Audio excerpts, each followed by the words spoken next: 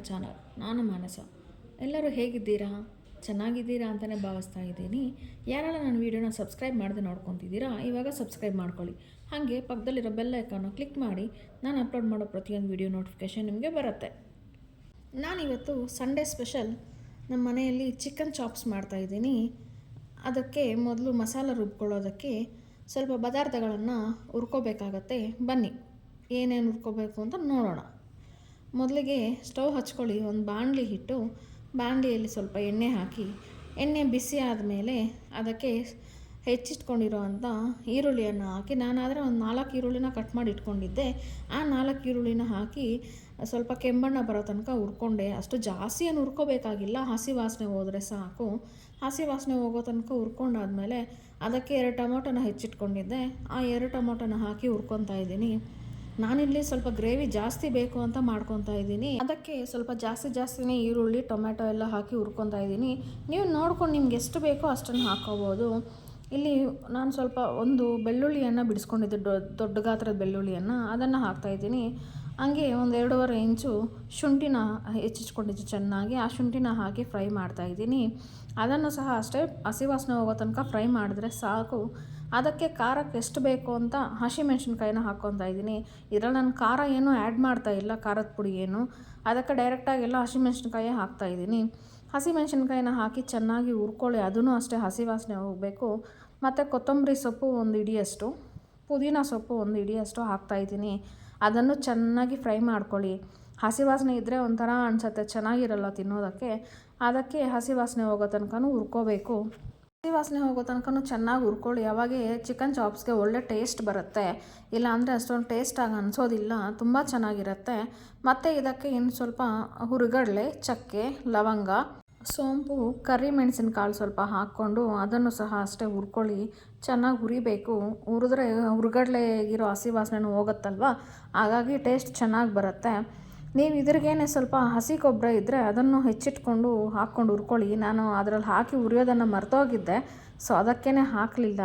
ಮತ್ತು ಲಾಸ್ಟಲ್ಲಿ ನಾನು ಮಿಕ್ಸಿ ಮಾಡುವಾಗ ಹಸಿ ಕೊಬ್ಬರಿನ ಹೆಚ್ಚಿಟ್ಕೊಂಡಿರ್ತೀನಲ್ವ, ಹೆಚ್ಚಿಟ್ಕೊಂಡಿರೋ ಕೊಬ್ಬರಿನ ಹಾಕಿ ಮಿಕ್ಸಿಗೆ ಹಾಕ್ಕೊತೀನಿ. ಹುರಿದಿಟ್ಕೊಂಡಿರೋ ಮಸಾಲೆ ಐಟಮ್ಸ್ನ ತಣ್ಣಗಾಗೋದಕ್ಕೆ ಪಕ್ಕಕ್ಕಿಟ್ಟಿದ್ದೀನಿ.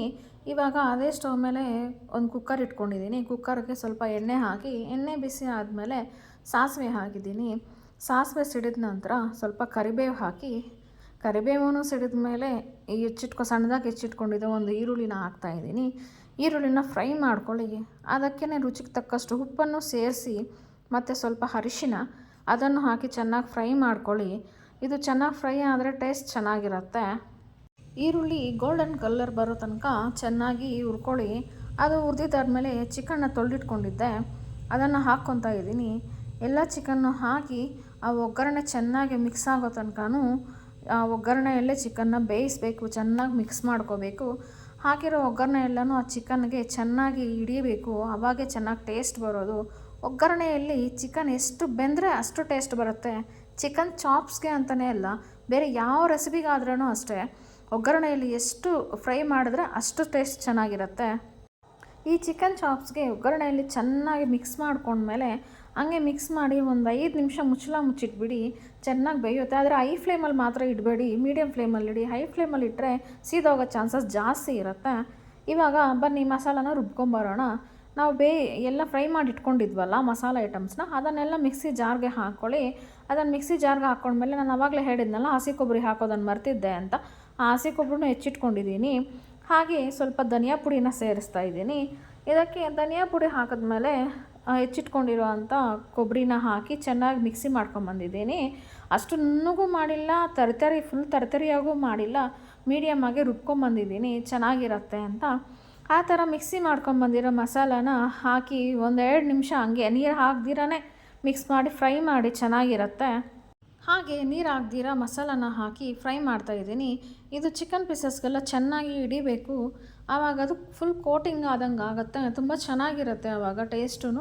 ಹಾಗೆ ಫ್ರೈ ಮಾಡಿಬಿಟ್ಟು ಅದಕ್ಕೆ ಎಷ್ಟು ನೀರು ಬೇಕು ಅಂತ ನೋಡ್ಕೋಬೇಕು. ನಾನಾದರೆ ಜಾಸ್ತಿ ನೀರು ಏನು ಹಾಕಿಲ್ಲ. ಆ ಮಿಕ್ಸಿ ಜಾರಲ್ಲೇ ಸ್ವಲ್ಪ ಇನ್ನೂ ಮಸಾಲ ಮಿಕ್ಕಿತ್ತಲ್ವ, ಅದಕ್ಕೇನೆ ಅದರಲ್ಲೇ ಸ್ವಲ್ಪ ನೀರು ಹಾಕಿ ಒಂದು 1.5 ಗ್ಲಾಸಷ್ಟು ಮಾತ್ರ ನೀರು ಹಾಕಿದ್ದೀನಿ. ಆ ನೀರನ್ನು ಹಾಕಿ ಆ ಮಸಾಲೆನೆಲ್ಲ ಚೆನ್ನಾಗಿ ಅದರಲ್ಲೇ ನೀರಲ್ಲೇ ಕಲಿಸ್ಕೊಂಡ್ಬಿಟ್ಟು ಇವಾಗ ಹಾಕ್ತಾಯಿದ್ದೀನಿ. ಜಾಸ್ತಿ ನೀರೇನು ಹಾಕೋಕ್ಕೆ ಹೋಗಿಲ್ಲ, ತುಂಬ ತೆಳುವಾಗಿ ಬಿಡುತ್ತೆ, ಚೆನ್ನಾಗಿರಲ್ಲ ಅಂತ ಅದಕ್ಕೇ ಜಾಸ್ತಿ ನೀರು ಹಾಕ್ದಿರ ಬೇಯಿಸ್ಕೋಬೇಕು ಅಂತ ಸ್ವಲ್ಪನೇ ನೀರು ಹಾಕ್ಕೊಂಡು ಮಿಕ್ಸ್ ಮಾಡ್ಕೊತಾ ಇದ್ದೀನಿ. ಇದೆಲ್ಲ ಮಿಕ್ಸ್ ಆದಮೇಲೆ ನೋಡ್ಕೊಳ್ಳಿ, ಉಪ್ಪು ಖಾರ ಒಂದು ಸಲ ನೋಡ್ಕೊಂಬಿಟ್ಟು ಕುಕ್ಕರ್ ಮುಚ್ಚಳನ ಮುಚ್ತಾ ಇದ್ದೀನಿ. ನಾನಿಲ್ಲಿ 2 ವಿಸಿಲ್ ಮಾತ್ರ ತೊಗೊಂಡೆ ಅಷ್ಟೇ. ಯಾಕೆ ಅಂದರೆ ಒಗ್ಗರಣೆಯಲ್ಲೇ ನಾನು ಚಿಕನ್ನ ಚೆನ್ನಾಗಿ ಬೇಯಿಸ್ಬಿಟ್ಟಿದ್ದೆ. ಇನ್ನು ಜಾಸ್ತಿ ವಿಸಿಲ್ ಹಾಕಿದ್ರೆ ತುಂಬ ನುಣ್ಣಗಾಗುತ್ತೆ, ಪೀಸಸ್ ತಿನ್ನೋದಕ್ಕಾಗಲ್ಲ ಅಂತ 2 ವಿಸಿಲ್ ಮಾತ್ರ ಹಾಕ್ಸಿದ್ದೆ. ನೋಡಿ ಅಷ್ಟಕ್ಕೇ ತುಂಬ ಚೆನ್ನಾಗಿ ಬೆಂದೋಗಿದೆ ಚಿಕನ್ನು. ನೋಡಿ ಚಿಕನ್ ಚಾಪ್ಸ್ ರೆಡಿ ಆಯಿತು, ತುಂಬ ಟೇಸ್ಟಿಯಾಗಿರುತ್ತೆ. ನೀವು ಅಷ್ಟೇ ಟ್ರೈ ಮಾಡಿ ಮನೆಯಲ್ಲಿ. ಸಬ್ಸ್ಕ್ರೈಬ್ ಮಾಡ್ಕೊಳ್ಳಿ ಪ್ಲೀಸ್.